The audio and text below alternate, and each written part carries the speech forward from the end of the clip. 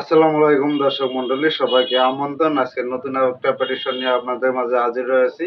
ইতিমধ্যে হলো ICC champions trophy, ICC বড় একটা ইভেন্ট শেষ হয়েছে। সেখানে হলো নিউজিল্যান্ড রানার্স আপ হয়েছে এবং ভারত হলো চ্যাম্পিয়ন হয়েছে। যদিও হলো বড় বড় আইসিসি ইভেন্টের টুর্নামেন্টে সাউথ আফ্রিকা এবং নিউজিল্যান্ড তারা হলো ভালো পারফর্ম করে যায় সেমিফাইনাল বা ফাইনাল থেকে, তারা হলো বরাবর হলো ব্যর্থতার বৃত্তে বন্দী হয়ে থাকে।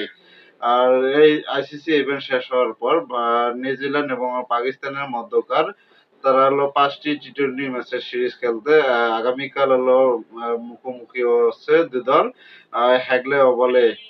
এর আগে হলো নিউজিল্যান্ড অবশ্য তারা হলো পাকিস্তানের সাথে ওডিআই এবং তারা হলো একটি ত্রিদেশীয় সিরিজও খেলেছে।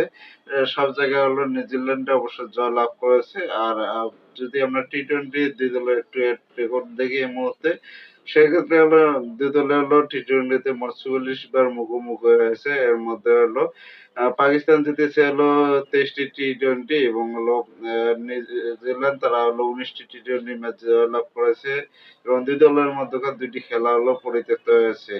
এই পরিসংখ্যান নিয়ে ২ দল যখন আগামীকাল হ্যাগলে ওভালে হলো বাংলাদেশ সময় আ ব সকাল ৭টা ১৫ মিনিটে ২ দল মুখোমুখি হচ্ছে। সেক্ষেত্রে হলো পিচ রিপোর্ট খেয়াল করলে দেখবেন যারা হলো ১ম এ ব্যাটিং করবে এবং ১৯০ থেকে ২০০ রান সংগ্রহ করবে, সেক্ষেত্রে হলো তাদের জয়ের সম্ভাবনাটা বেশি থাকবে। আর ২ দলের অতীত হেড টু হেড রেকর্ডে খেয়াল করলে সেখানে দেখবেন যে নিউজিল্যান্ডকে আমি সেক্ষেত্রে হলো পাকিস্তান হলো ৬০% জয়ের সম্ভাবনা রয়েছে এবং হলো নিউজিল্যান্ডের ৪০% এর জয়ের সম্ভাবনা রয়েছে। যদিও আ আ নিউজিল্যান্ডের হোম কন্ডিশনে খেলা, সেক্ষেত্রে হলো নিউজিল্যান্ডের জয়ের সম্ভাবনাটা বেশি রয়েছে।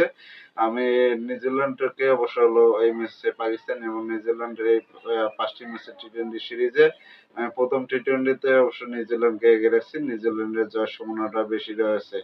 ইতিপূর্বে অবশ্য তারা হলো চ্যাম্পিয়ন্স ট্রফির আগে হলো নিউজিল্যান্ড দল হলো পাকিস্তানে হলো ওডিআই এবং টি-টোয়েন্টি সিরিজ তারা খেলেছে এবং ত্রিদেশীয় সিরিজও খেলেছে। সেখানে হলো বরাবরই সব ভালো পারফর্ম করে আছে। কিন্তু হলো আইসিসি চ্যাম্পিয়ন্স ট্রফি হলো ফাইনালে তারা হলো ব্যর্থতা ভারতের কাছে হেরে যায়। আর হারার পর হলো বড় একটা ইভেন্ট হারার পর অবশ্যই হলো ওটা হলো ছিল ওডিআই ফরম্যাট, এটা হলো টি-টোয়েন্টি ফরম্যাট। এখানে আ এককভাবে কেউ ফেভারিট না। তবে যারা বোলিং, ব্যাটিং, ফিল্ডিং সব ডিপার্টমেন্টেই সমানভাবে ভালো পারফর্ম করবে তাদের হলো জয়ের সম্ভাবনাটা সেক্ষেত্রে বেশি থাকবে।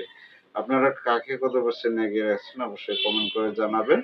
তবে আমার বিশ্বাস যে নিউজিল্যান্ডে অবশ্যই জয়লাভ করবে। যেহেতু হলো পাকিস্তানের হলো বর্তমান অবস্থা খুবই বাজে।